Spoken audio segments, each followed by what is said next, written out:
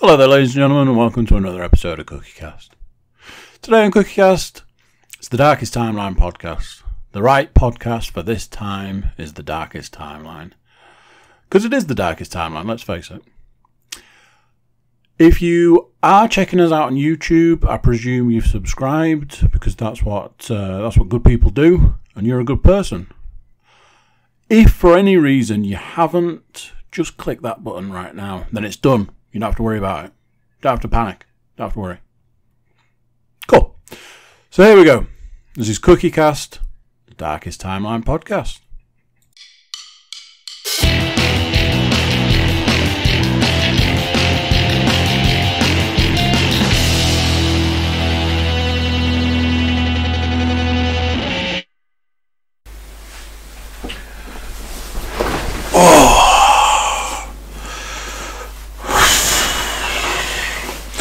They look super loud.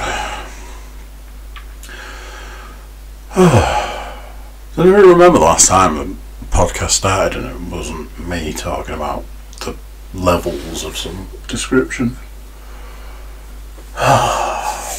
Hello.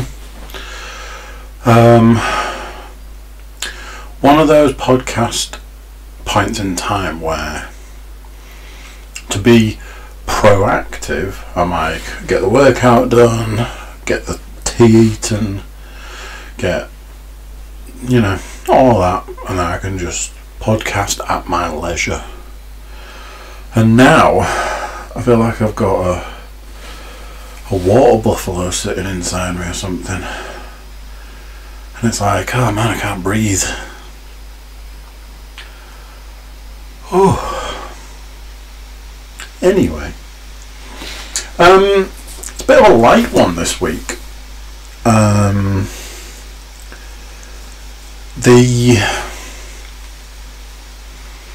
think the lockdown has kind of reached a point now where it's wearing thin, in far too many ways. I've been to a supermarket in the last week, and I took the girls to a toy shop at the weekend.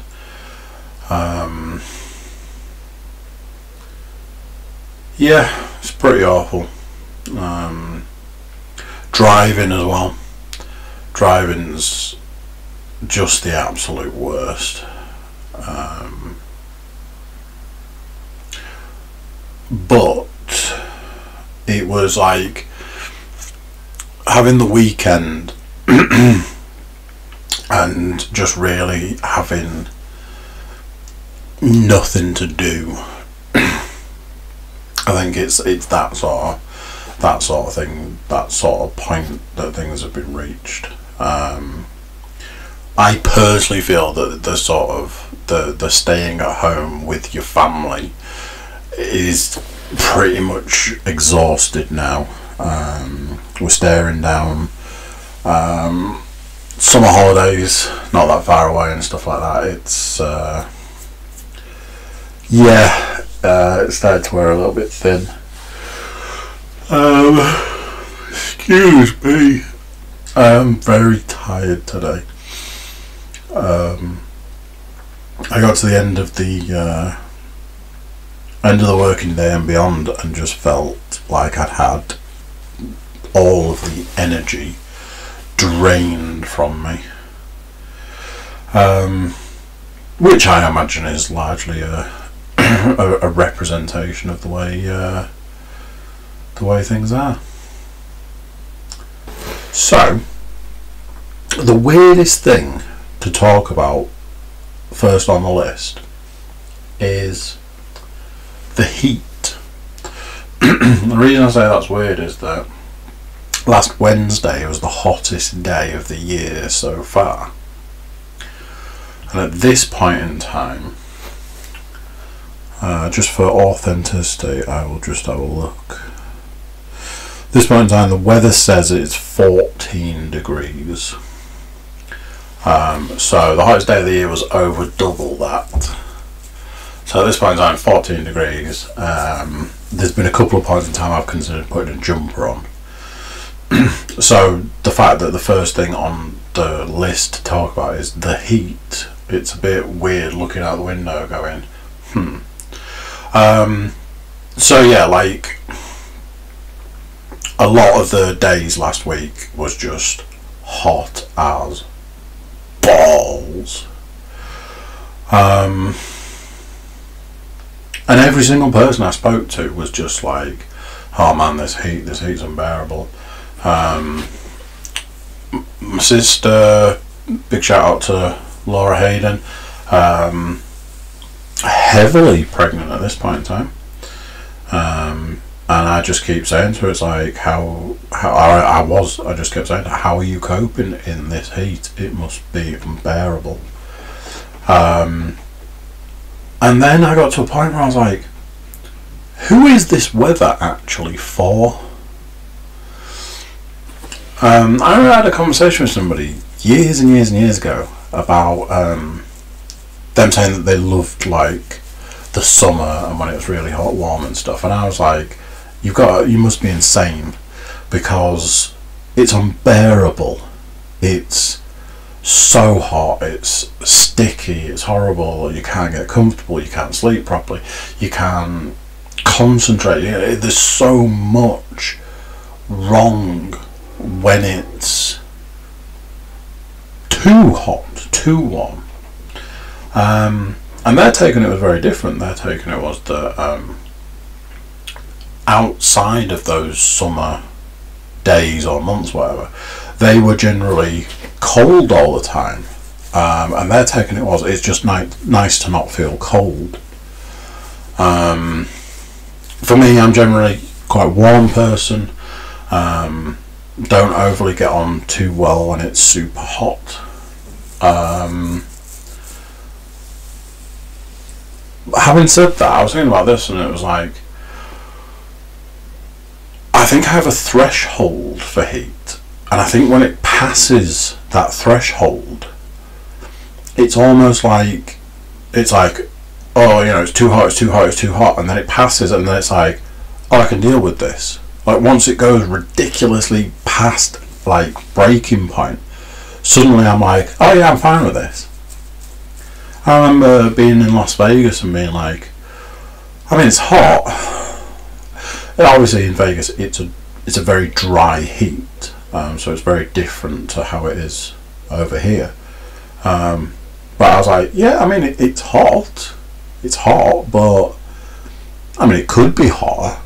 This is when it was 40 degrees. I think, like I said, I just passed the point where I'm like, yeah, this is fine. But yeah, it was like, it was just unbearable, and I wasn't sleeping, and obviously not sleeping, your temper, the things that you can deal with, and things get shorter and shorter. And it's just, I'm like, all I could think was, who is it right now that's out there going, oh, this is the absolute best, this is perfect, this is wonderful, this is the best. These few days are the days that are the best days for me, because the rest of the time it's awful.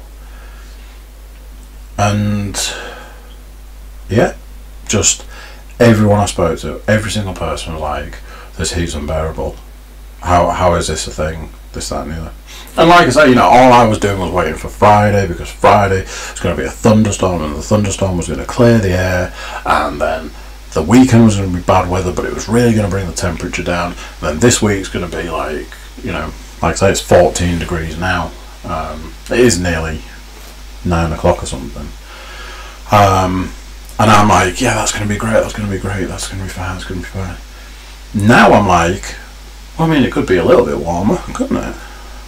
I think largely part of being British is never being happy about anything. But yeah, the heat was a factor in the last week. The other thing that I wrote down to talk about, I I write down $100 million deals. Something that's consumed probably a little bit too much of my time in the last week. I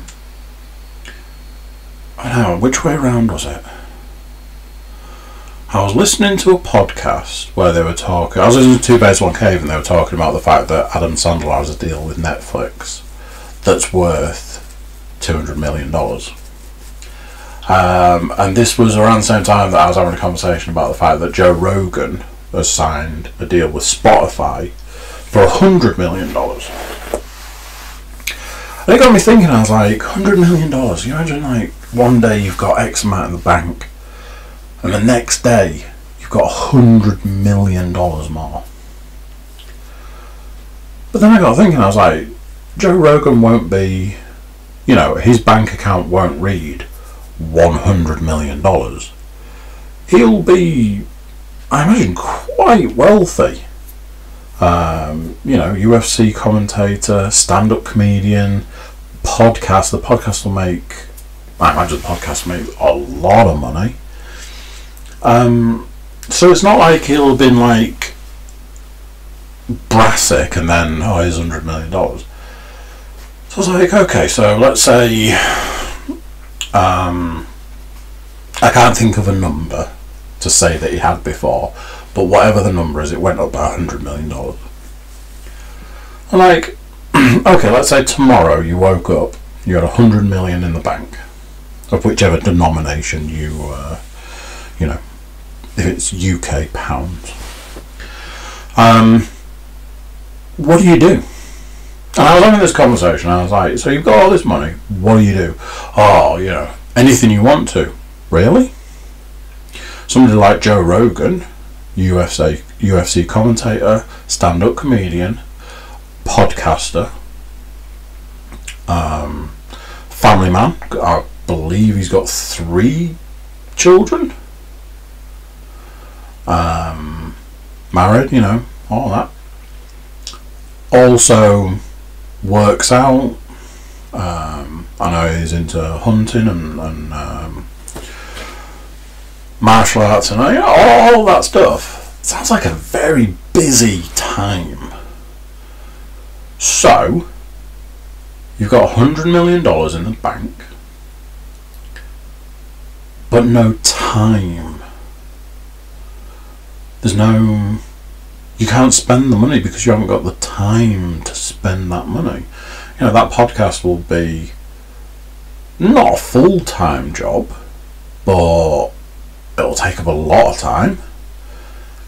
UFC events run once a month, so again, not a huge amount of time that's taken up, but you still need to be on point with what's going on in the mixed martial arts world. Obviously with lockdown and quarantine and X, Y and Z, he hasn't been performing stand-up, but I saw a post yesterday which suggested he had performed stand-up recently. So, it sounds pretty full on to me. It sounds like it's a full-time sort of situation. So, what? That money's just going to sit in the bank?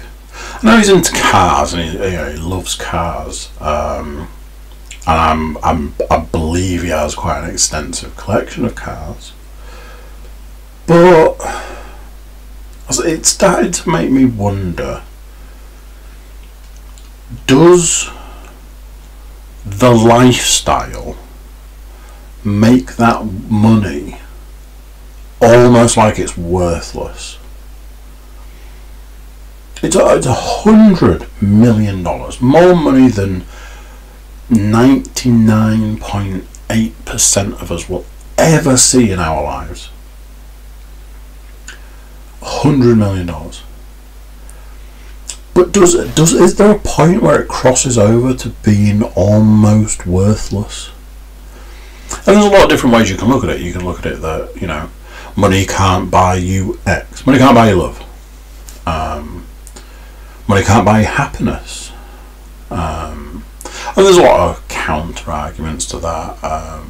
I remember in the film Boiler Room, Ben Affleck's character says, "Money can't buy you happiness." Anybody that says that doesn't have any. And he then goes on to say that he's got a lot of money, and you know, look at the smile on my face. Money can't buy you love. I don't know on that one. You know, I'm not saying, you know, people who've got a lot of money find love because of it, but my opinions on things like that are very skewed anyway. I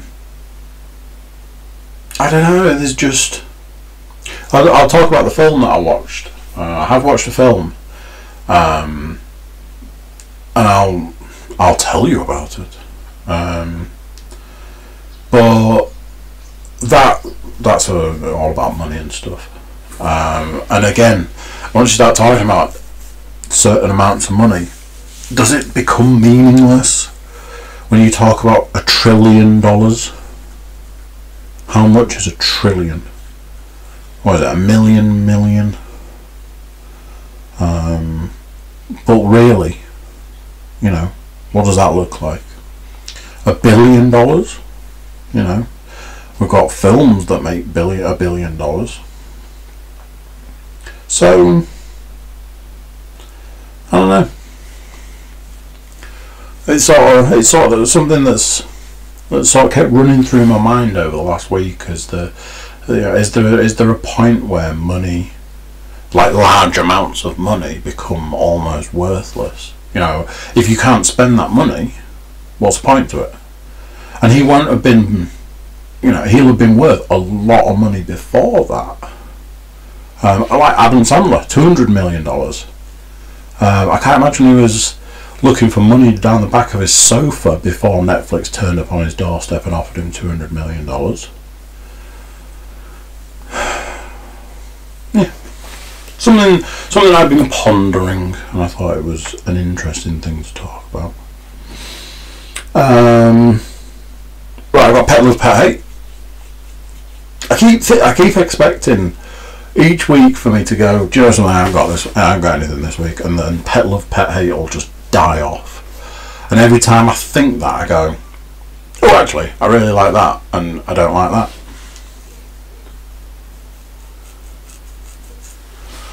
You know what one of my pet hates should be?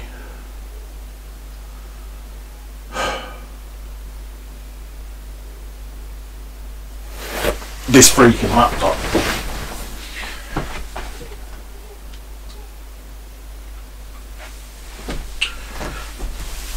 Had a conversation recently about slogans for t-shirts, and I'm sure mine will be every single time.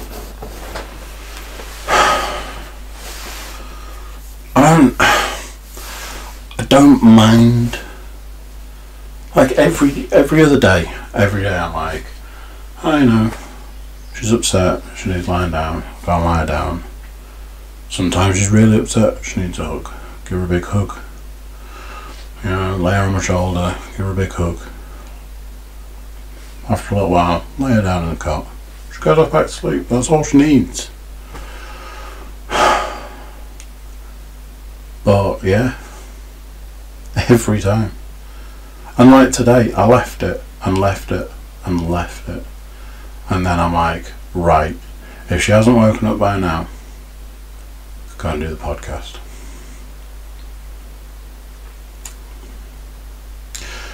So, Pet Love, Pet Hate.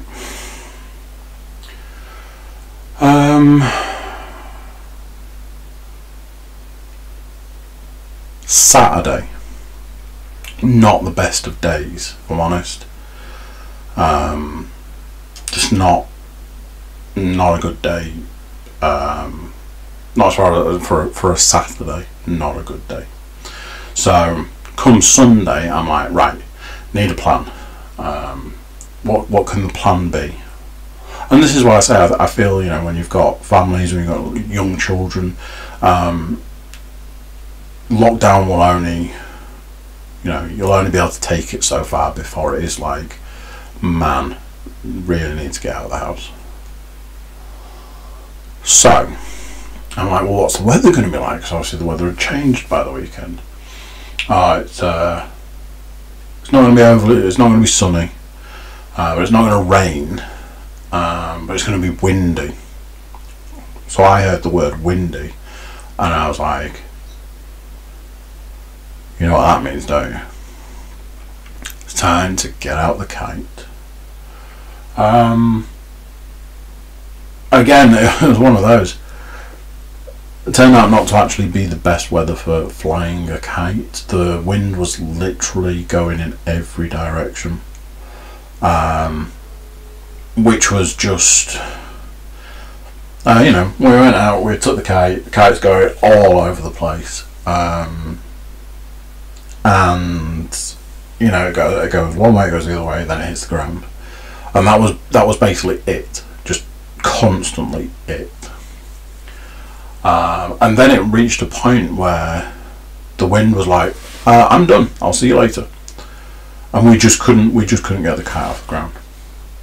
However, this week's pet love, it's kite flying. I've mentioned this before. Honestly, if you're a parent and you've got youngish children, get a kite. They're not ridiculously expensive. Yeah, you can only use them at certain points in time, but those days and those points in time will be, quite memorable in some ways, because you're so limited when you can use them. You sort of zone in on those points in time. I remember having a big phase as a child of like kite flying, learning to fly kites, and getting sort of better at flying kites. Maybe that's why I still enjoy it now. I don't know. So that's the pet love for this week. Pet hate. Something that I noticed, like in those early days of lockdown, go to the supermarket, you get a trolley, and they're like, oh, do you want me to wipe down your trolley? Yes, please wipe down the trolley. They wipe down the trolley, and then you're going around the supermarket and you're avoiding everyone, doing the one-way system, all of that. No matter the fact that they've wiped the trolley down, I could just feel like, that feeling is like your hands are dirty, like grimy, horrible, dirty hands. Like all you want to do is wash them. You just want to scrub your hands. So initially, that was when I was going to the supermarket, coming back, get back, and all I wanted to do was wash my hands. Just wash my hands. And if you think about it, like, you've been touching the trolley, and then you've been touching the bags, and you put them in your car, but then you've been touching your steering wheel, you're driving all the way back. So I fully expected that, when you're told when you come back from places, the first thing you do is wash your hands anyway, so it wasn't like I was not following the guidelines anyway. But what I've found more recently is, no matter what, any time I go out of the house, I could walk out the front door, walk to the end of the drive, and walk back in the house. I feel like I have to wash my hands. I feel like my hands are dirty. And I was thinking about this the other day. I was like, it's probably largely psychological. However, I can feel it now in some ways. It's that feeling of, hands are dirty, grimy hands. So this week's pet hate is dirty, grimy hand feeling from going outside, and the fact that now it's every time I walk out of the house, no matter where I'm going and no matter what I'm doing, I feel like I need to wash my hands. So yeah, pet love, pet hate. Now then, this is where things get a little bit sketchy. So, I told you at the start of this that this was going to be a bit of a weird one this week, largely because so I'll go through what's on my list here. 3D pen, no. My eldest did some 3D pen on Saturday. I wasn't really feeling the mood for it, even though I was desperate to try and do some more of the cover for the mixer. She'd done some really good stuff. She'd taken some of the stuff that she'd made previously and attached those things to other stuff that she's made. So, you know, that's cool. And it looked really good, and she'd sort of attached it really well. But I didn't feel like I had it in me. And then this evening I was like, oh, maybe I'll do some 3D pen.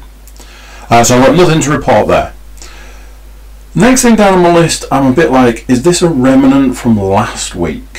So, been a bit of a change in the way that I've been working. What I've got written down here is Rick and Morty. However, I feel, now then, because there was only 5 episodes available on Netflix. Was it that I hadn't finished watching those, but I was giving a review of what I'd watched? Whatever it is, I finished watching those 5 episodes. I think my previous review of Rick and Morty at this point in time was, that is a show that has dropped off a cliff. Having watched all 5 episodes, I stick with that review. Apparently there's an episode in the second half of the series, and certainly what I've been told is the second half of that series is a lot better. Yeah, it's one of those, there's so much wrong with it, I don't feel like I can be bothered to go into it. And I think I covered a lot last time. I was saying that there was a lot of improvisational stuff that seems to have bled over from Harmontown with the fact that now Harmontown's not being done. It's not the show it was. I think there's quite a large part of me that's like, there's a part of me that's like, oh, I want to see these episodes that are supposed to be better than what I've watched, and there's another part of me that's like, I honestly think I can just let this series go. I will see, but hugely disappointed. So what's the film? Oh no, I wasn't. I was telling you what's happened. Last must be Friday. You know how I have that thing where I can't have silence, but I can't have too much noise. I have to have like the right amount of noise, which means that I've got to either like put the TV on in the background, but with something I've seen before, so I don't have to watch it, but it can just be there to create that background noise. Or like when I'm working, it's that contrast. I'm trying to drown out the noise that I don't want to have to listen to by listening to something that I do want to listen to. That's how I used to get through a lot of podcasts.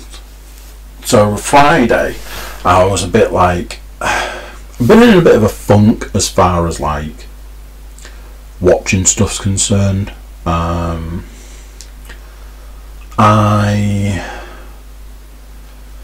don't really have a series at the moment, and I've been a bit lax with like watching films because I can't physically take the time out to sit down and watch a film on an evening. My mind's not there, my head isn't in it. I like I say, just a bit of a funk as far as that sort of stuff's going. I'm sure people understand, you know, there are times that I don't want to play games, there are times that all I want to do is play games.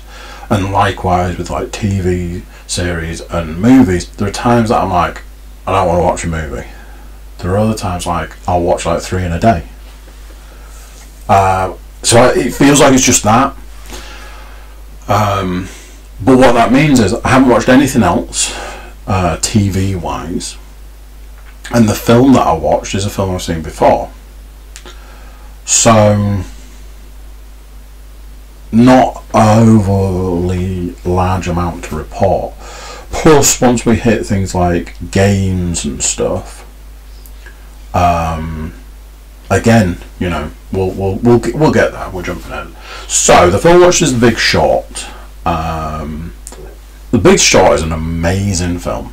It is a great film. For me personally, there's various things in it that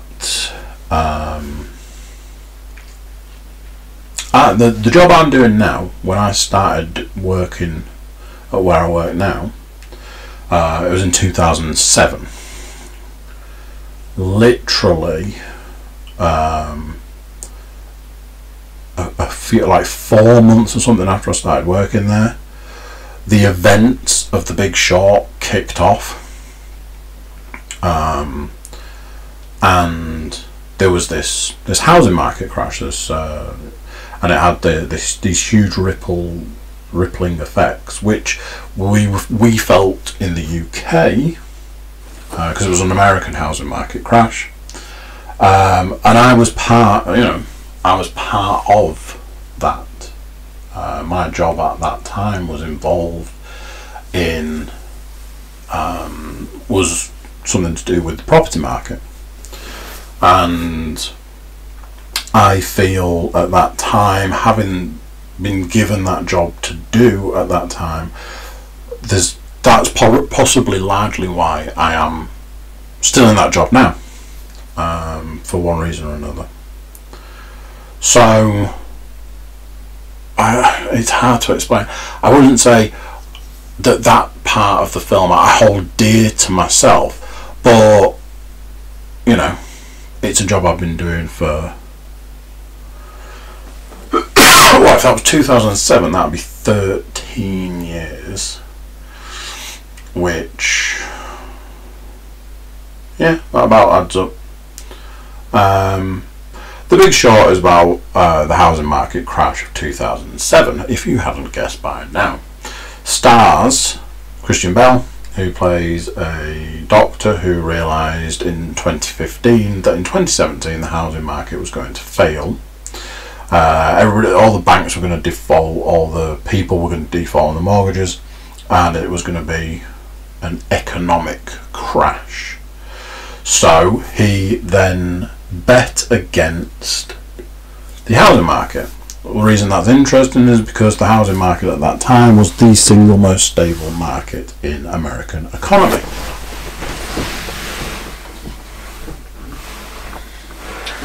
And that's why it was so strange. The banks were happy to take his money from him because they were like, there's absolutely no way the housing market is going to crash. But he believed that there was a bubble and the bubble was going to burst. Other people get wind of this. There is Brad Pitt's in it. There's some cameos in it. Margot Robbie has a cameo. Anthony Bourdain has a cameo. Now then, I'm just very quickly going to look up this guy's name because I don't. Oh, excuse me. I don't want to tell you wrong. Steve Carell's in it. I don't get on with Steve Carell. Not on a personal level. I don't get on with Steve Carell. If I'm honest, I think it's largely to do with his role as far as The Office is concerned. I have no time for American remakes of British TV shows. Simple. It's as simple as that. I think it's unoriginal and I think it's in poor taste. So, because he had a role in that, I have no time for him. And anything that I've ever seen that he has been associated with, I'm like, I have no interest. However, Steve Carell is possibly the best person in this film, and this is a film that's got Christian Bale and Brad Pitt in it. He's really good in it. It's one of those things that I kind of wish I could see him do more stuff like that. But I doubt that's ever going to happen. Ryan Gosling's in it, but he wasn't the name I was looking for. You know, I I could have done this earlier. Nope, not him. Nope. It's going to be one of those, isn't it, that he's either not going to have a picture. Excuse me, it's not the vid. You see, I'm already like down into like, I don't know, these are still like names that I recognise. Ooh, is it possibly him?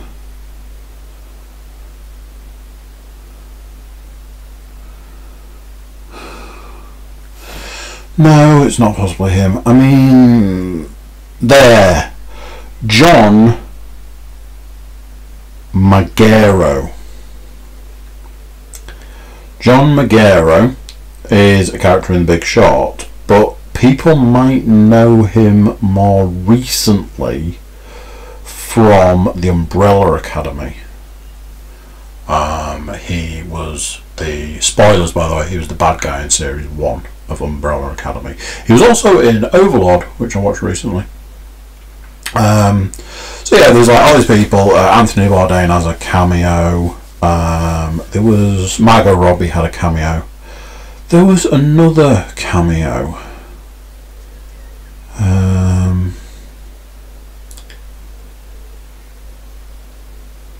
No then, is that her? Yeah, the woman that plays Nebula is in it, from like Guardians and Avengers and stuff. Anyway, it's very much one of those films where I don't fully get it.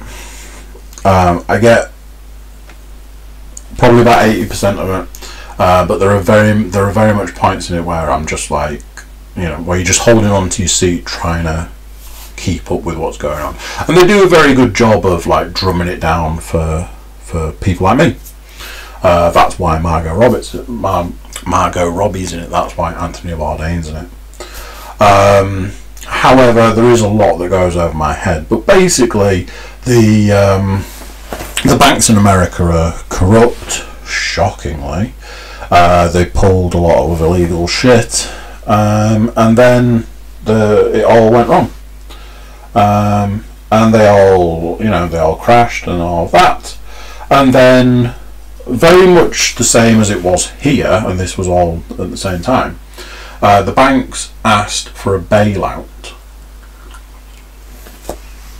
In America it was from the American taxpayers. In the UK it was from the UK taxpayers, so that they could save the banks. You know, nobody wants to see a bank go under. So the UK government and the American government bailed out the banks. We all remember banks being bailed out.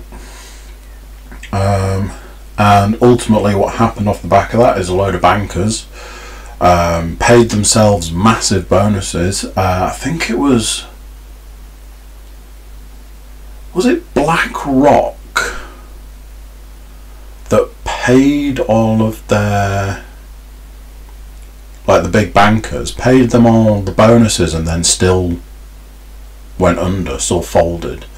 Like all of the banks took all the people at the tops of these banks took all these huge bonuses that were supposed to go to saving the banks. And then, like as it is in the film, further down the line, this is one of those. This is kind of all spoilers, but you know, the film's been out a while, so you know, as it goes further down the line, they just go back, you know, it's business as usual. They just go back to doing all of the shady shit that they do. American economy is a weird one anyway. The number of like economic crashes that the American economy's had, but that all stems from, you know, when the people that make the money, the Federal Reserve, isn't a publicly owned bank, it's a company, it's a corporation. Federal Reserve is a corporation, it's a business, and it makes money in more ways than one. It hands out money with interest. That's probably stuff for a different podcast. Sorry, wrong meeting. Big Short is fantastic fun. It's really good if you can grasp what they're on about and if you can stick with it. It's really good. Heartily recommend that film. I may have reviewed it previously.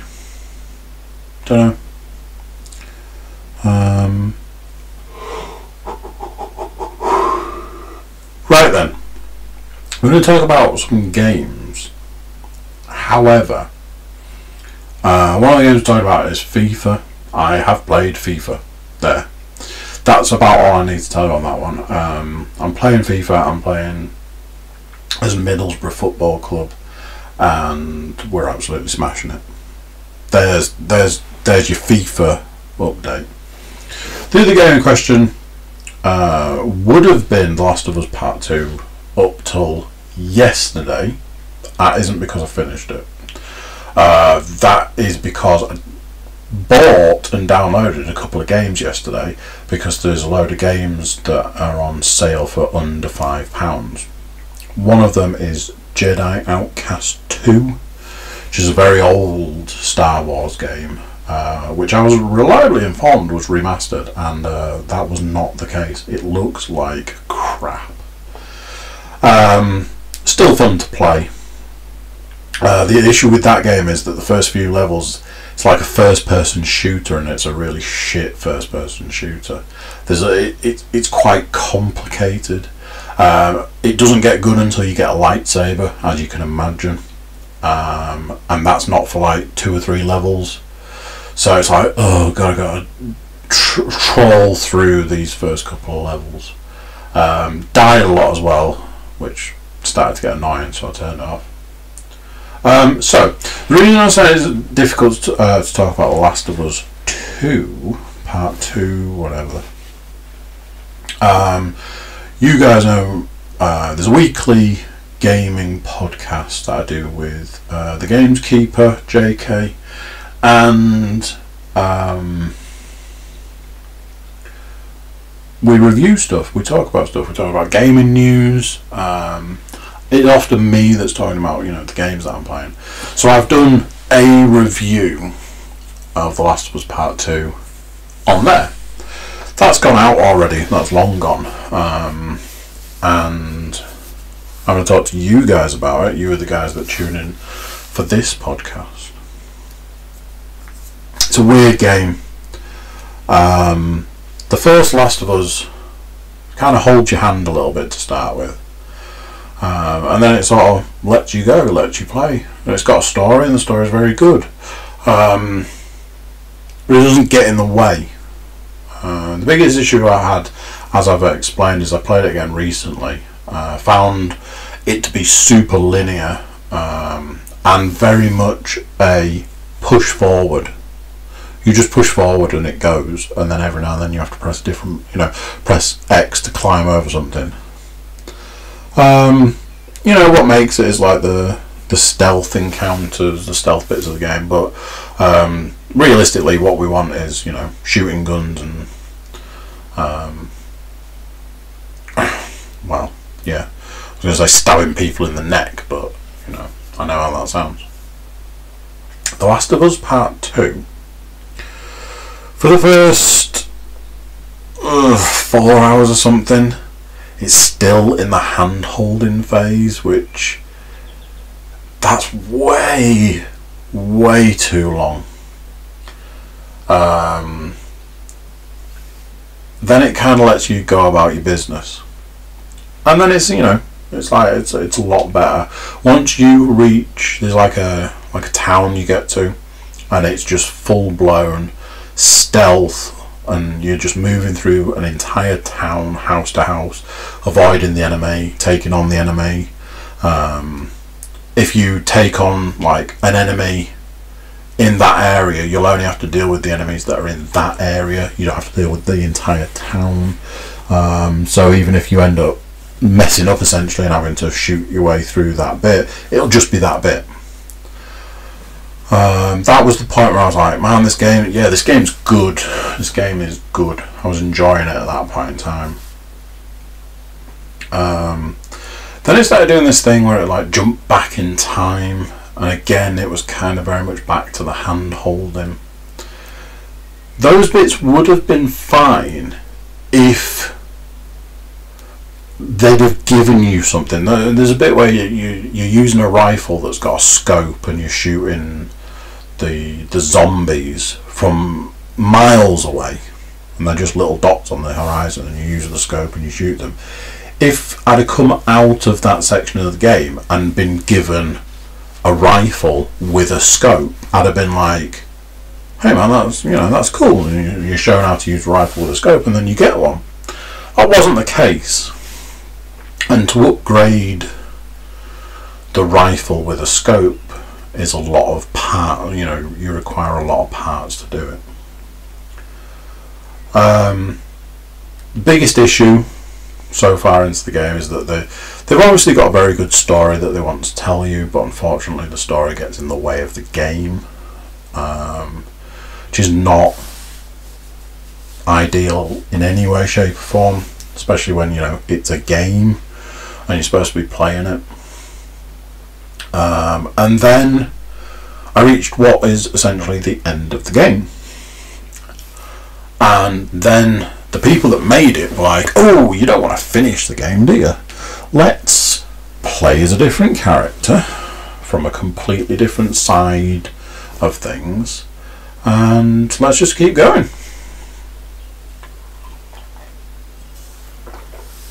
And if I'm honest, two things about that. One, it's unnecessary, and that's not to say that I haven't enjoyed playing as this other character and playing through that side of the story, but the bit I did last night, I was like, you really are just eking this out now. It's the go back to the area that you just came from to do something you could have done originally. So you're playing the area in reverse, but it's okay because it's daytime, whereas when you went through it first time, it was nighttime. It's like, it's lazy, it's just eking the game out. I'm not saying it's not enjoyable to play, but it is pretty transparent at this point in time. And then the game's still going. Now it's like, oh, we've got to go somewhere else, we've got to do something else with this character who isn't a main character, and I won't spoil it, but might be in some people's eyes a character you wouldn't want to play as. So the other thing about this is I know the ending. I can't remember how it is that I found that out. I think it was from reading a review, and I'll come to the reviews in a minute. I think it was from reading a review. I saw somebody's complaint about the game being, you go through all this to do this for it to end like this, and I was like, all right, I shouldn't have read that because now I know how it ends. And I would have to agree. Like, the stuff I'm playing now, it's going to be annoying when I get to the end and it reveals the end to be what it is. I'll be like, yeah, that wasn't necessary. So, as far as the reviews are concerned, critics scoring it 10 out of 10, users scoring it 0, 1s and stuff like that. Metacritic had it down at 96 out of 100 from the critic side and 3.2 out of 10 on the user side. Lot of criticisms of the game. However, this was at a point in time where anybody that was reviewing the game couldn't have played and finished it. It was physically impossible. These reviews were like 12 hours after the game had been released. Well, it's a 25-hour game. You can't have played it and finished it. I would say, personally, there's probably a lot of controversy around this game because of some of the themes in it. I don't care about that sort of stuff. I have no interest in that sort of stuff. From a negative side, It doesn't bother me. So I think that there's probably a bit of people reviewing the game with their personal opinions about certain things rather than their personal opinions about the game itself. If I had to give it a score at this point in time, it's probably a 7 out of 10. Something that has struck me quite hard, especially at the start, is I played the first Last of Us multiple times. It's probably in the region of 5. In fact, no, because I owned it on the PS3 and then I owned it on the PS4. I've maybe played that game in the region of 8 times, maybe. Thinking about playing The Last of Us Part 2 again is very much on the no list. I physically couldn't imagine having to go through those first 4 hours again. I would be tearing my hair out, especially when you've got 20-minute cutscenes. I'm kind of hoping, moving forward, that if I ever did play it again, that there'd be a way to skip the cutscenes, but I have a horrible feeling that's possibly not the case. It's a real mixed bag, this game. I want to be popping it on in a minute. It's now 9:30, so I'll get this finished up and I'll probably pop it on. Might have a little game of FIFA beforehand, who knows. So yeah, that's games. I had a break from the boxing, the VR boxing, because it was hot as freaking balls, and the last thing you want when it's hot is to put something hot on your face. Way too hot, way too sweaty to be doing it. I went back to it today, managed to beat the person that I was stuck on, which was good. Pleased about that, because I had been losing my rag with it a little bit. I've played a little bit of Sorrento. I also played a little bit of Arizona Sunshine. Can't seem to get away from that game. I love it so much. And I've played a little bit of Pistol Whip. There's been a new level for Pistol Whip, so I've been having to go on that quite a lot. It's super difficult, but a lot of fun, so I've been enjoying playing that. Like I say, played a little bit of Sorrento finally, got the opportunity to play some. Still enjoying it. It's very repetitive, but I don't mind that. It's still a lot of fun. So yeah. As far as working out's concerned, still hitting it 5 days a week. I'm starting to feel it's maybe time to start looking at like alternative exercises, because I don't feel I'm hitting as many things as I could be. So I think that's going to be the next thing to look at. And I need to get back to doing some running. I've stopped running. Not the best way to progress, but there was the point in time when the weather was really bad, then there was a point in time when the weather was really hot. Now is the time to get back to it. We shall see.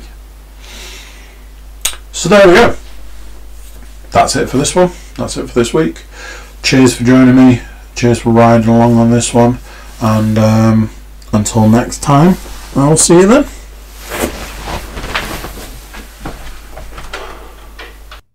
So there you go. What do you think to that? Another one done. Another week gone. Where does that time go? Yeah.